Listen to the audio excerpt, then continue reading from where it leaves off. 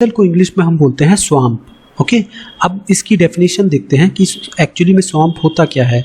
तो स्वैम्प होता है an area of soft wetland, जिसका मतलब ये हुआ कि एक आप बोल सकते हो कि नर्म जो गीला भूमि होती है ना, गीली भूमि, उसको आप क्या बोलते हो, दलदल बोलते हो।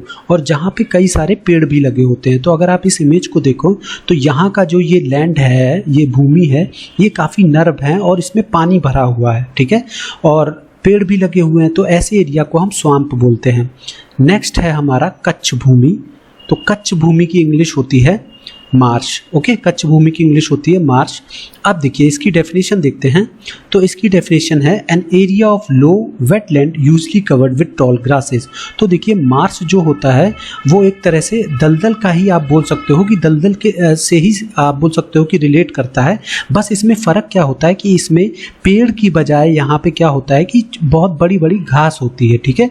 तो मार्श और स्वैम्प के बीच जो मेजर डिफरेंस ये होता है कि जो स्वैम्प होता है वहाँ पे बड़े बड़े पेड़ होते हैं और मार्श में बड़ी बड़ी घास होती है, ठीक है। तो अगर आप इमेज देखेंगे आपको क्लियर हो जाएगी। उसके बाद चट्टान। चट्टान को इंग्लिश में हम बोलते हैं क्लिफ, राइट। अब क्लिफ की डेफिनेशन देखते हैं। तो क्लिफ की डेफिनेशन है big rocky walls between the land and the sea. तो एक बहुत ही बड़ी आप बोल सकते हो कि जो पत्थर की दीवार होती है समुद्र और भूमि के बीच, उसको ही आप क्लिफ बोलते हो। अगर आप इस इमेज को ध्यान से देखें तो आपको क्लिफ का एग्जाम्पल क्लियर हो जाएगा। उसके बाद गुफा। गुफा को इंग्लिश में हम क्या बोलते हैं?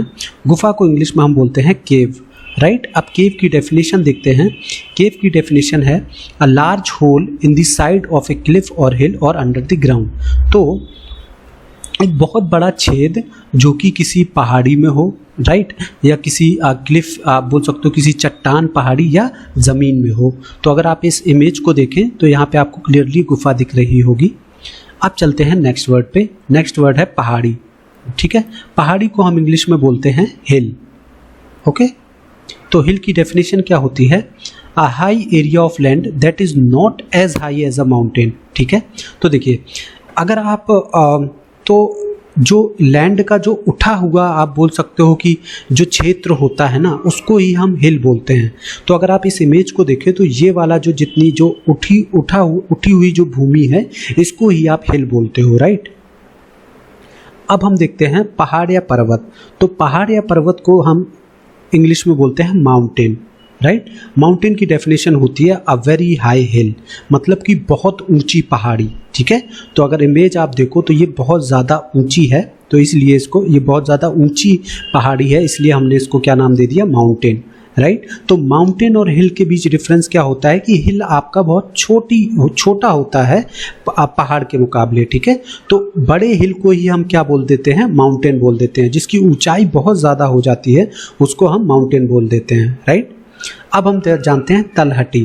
तलहटी को इंग्लिश में हम क्या बोलते हैं, फुट हिल्स, राइट। अब देखिए फुट हिल्स की डेफिनेशन होती है हिल्स और low mountains at the base of a higher mountain और लाइन ऑफ माउंटेन्स, मतलब कि छोटी छोटी पहाड़ियाँ या पहाड़ जो कि किसी बहुत बड़े पहाड़ के निचले वाले हिस्से में या शुरुआती हिस्से में जो पाई जाती है, उनको हम तलहटी या फुट हिल्स बोलते हैं। आप इमेज को देखिए यहाँ अगर ध्यान से, तो यहाँ पे एक बहुत बड़ा सा पहाड़ है और उसके बिल्कुल शुरुआत में ही आप ये छोटी छोटी जो पहाड़ियाँ देख रहे हो, इनको फुट हिल्स बोला जाता है। ओके, अब हम जानते हैं घाटी या वादी।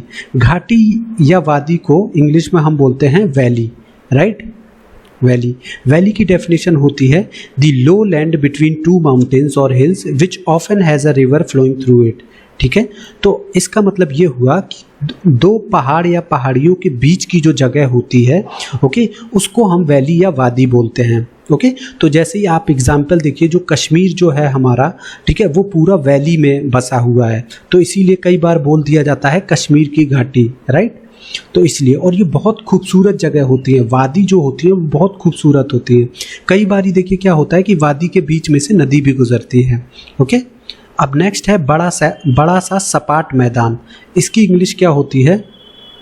इसकी इंग्लिश होती है प्लेन्स, राइट।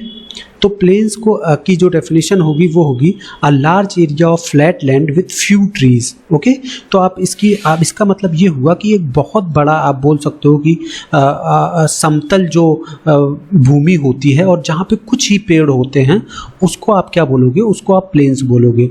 तो अगर आप इस इमेज को ध्यान से देखें तो आपको ये दिख रहा है कि बहुत यहाँ पे समतल काफ़ी भूमि है और कहीं कहीं पे यहाँ पे थोड़े बहुत पेड़ आपको दिख रहे हैं, तो ऐसे जगह को आप प्लेन्स बोलोगे।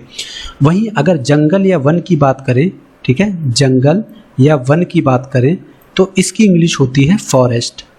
ओके, फॉरेस्ट की डेफिनेशन देखते हैं, a large area of land covered with trees.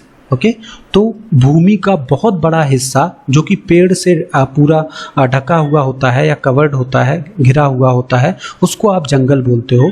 तो अगर आप ये देखें इमेज तो यहाँ पे देखिए ये जो पूरा लैंड है पूरा पेड़ों से ढका हुआ है, तो ये जंगल हो जाएगा।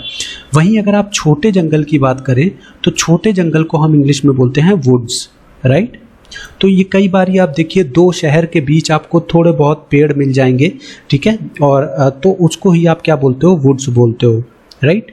तो इसका डेफिनेशन क्या हुई, a wood is a smaller than a forest.